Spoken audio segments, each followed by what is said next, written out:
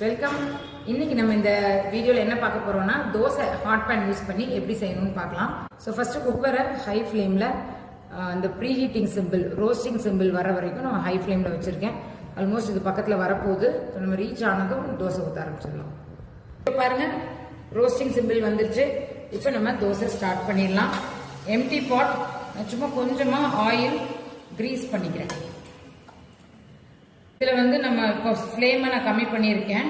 First high ஹீட்டில் இருந்தது, இப்போ நம்ம சிம்மில் வச்சுட்டு ஃபஸ்ட்டு ஒரு திக்கான தோசை ஊற்றிக்கலாம். ஃபஸ்ட்டு நம்ம எடுத்தோடனே ரொம்ப ஸ்ப்ரெட் பண்ணாமல் இந்த மாதிரி திக்கான தோசை ஊற்றிட்டு மூடி வச்சிடலாம். இப்போ இந்த நீடில் ரைஸ் ஆகி 80 கிட்ட வரும்போது இந்த தோசையை ஓப்பன் பண்ணிவிட்டு டர்ன் பண்ணி போட்டுடலாம்.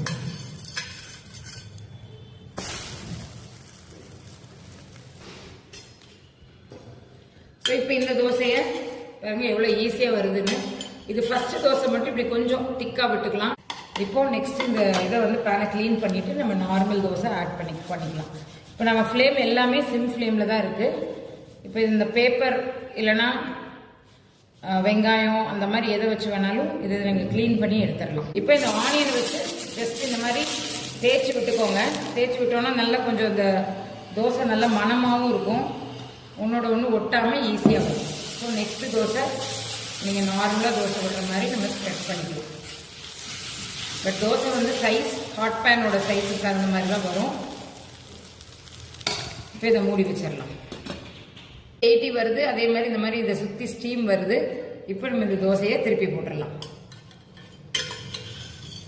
பாருங்க எவ்வளோ அழகாக தோசை வருதுன்னு.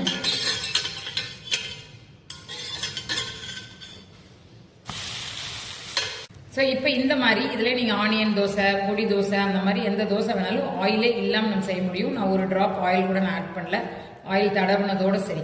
இல்லை உங்களுக்கு கிறிஸ்பியான தோசை வேணும்னா மேலே கொஞ்சமாக ஆயில் விட்டுக்கலாம். இந்த பக்கமும் குக்காக இருக்கும், ரெண்டு பக்கமும் இதை எடுத்துடலாம். ஸோ தோசை ரெடி ஆயிடுச்சு.